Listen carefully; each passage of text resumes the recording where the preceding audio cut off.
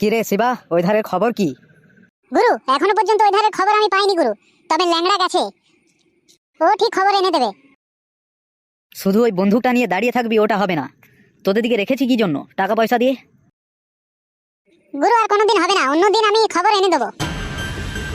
খবর চাই, খবর চাই, আমার খবর চাই। তিলক, নাম আমার তিলক। গুরু, ওই তো গুরু, ল্যাংড়া চলে এসেছে। কিরে, ওই ধারের খবর কি?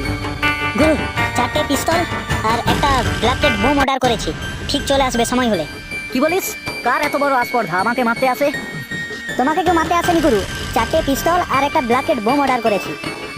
সে আমি বুঝতে পারছি। খারাপ খারাপ, সময়টা খুব খারাপ যাচ্ছে।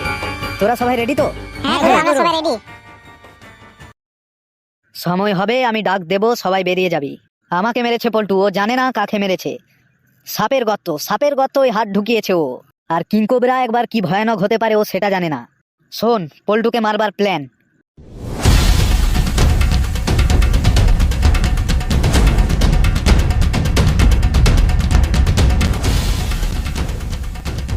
তাহলে সবাই শুনে নিলি কি প্ল্যান?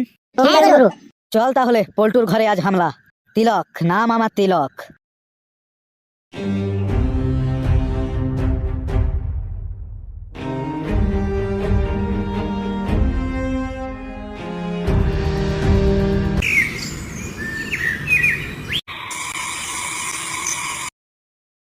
এই যে কাকিমা, কি করছেন?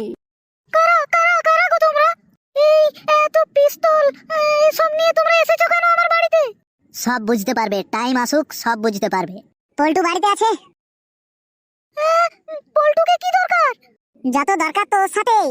আজ হয়তো পল্টু মরবে, না হয় আমরা মরবো। পল্টু বাড়িতে আছে কিনা বলো। না, তোমরা আমাকে বলো কি দরকার পল্টুর সাথে। আমাকে বলো, পল্টু আমার কিছু করেনি। কিছু করেনি সে তো আমি বুঝতেই পারছি, একটু সময় হলেই বুঝতে পারবে কি হয়েছে। নমস্কার কাকিমা, কেমন আছেন? কি তিলক, তুমি? চিনতে পেরেছেন তাহলে? আবার কি ক্ষতি করতে এলে তুমি আমার বাড়িতে?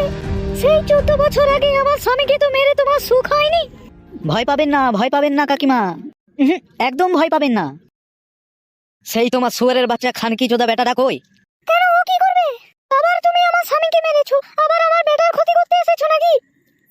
যার নাম শুনলে গরুতে বাঘে এক ঘাটে জল খায়, যার নাম শুনলে পাড়ার লোক ভয়ে থরথর করে কাঁপে, যার নামে গোটা পঞ্চায়েতটা উঠা বসা করে, পল্টু, সেই শুয়ারের বাচ্চা তোর পল্টু বেটাটা আমাকে মারতে গিয়েছিল। না, আমি মানি না। পল্টু আমার কখনোই তোমাকে মারতে যাবে না। চুপ চুপ, একদম চুপ, গলা নামিয়ে কথা বল। তোর ছেলের আস্পর্ধা কি করে হয় আমাকে মারতে যাবার? আমি বলছি তো তিলক, ও তোমাকে মারতে যায়নি, তোমার কোথাও ভুল হচ্ছে।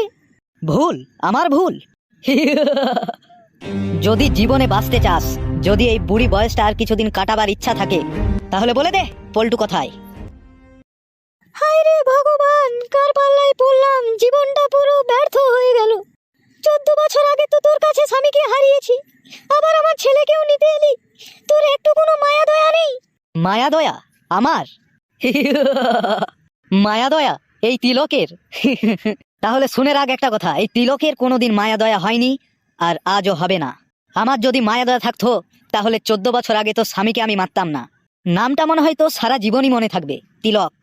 সেই কাজই তো তুই আমাকে করেছিস তিলক, ওই নামটা আমার সারা জীবন মনে থাকবে। মায়া দয়া আমার একবার জমেছিল তোর স্বামীকে মারবার সময়। তখন পল্টু পল্টু করে তোর স্বামী খালি চিৎকার করে। কিন্তু কি করব বল, কিন্তু কি করব বল, আমার কিছু করার নেই। ও আমার সাথে লড়াই করতে এসেছিল ভোটের সময়। তিলক, তিলক আমার নাম। আর সেই 14 বছর আগের ঘটনা আর তুলতে চাই না। তোদেরকে আমি ভুলে গিয়েছিলাম, কিন্তু না, তোর ছেলেটা আমাকে শান্তিতে থাকতে দিল না। পল্টু, ওর এত বড় আস্পর্ধা কি করে হয় আমাকে মারতে যাবার?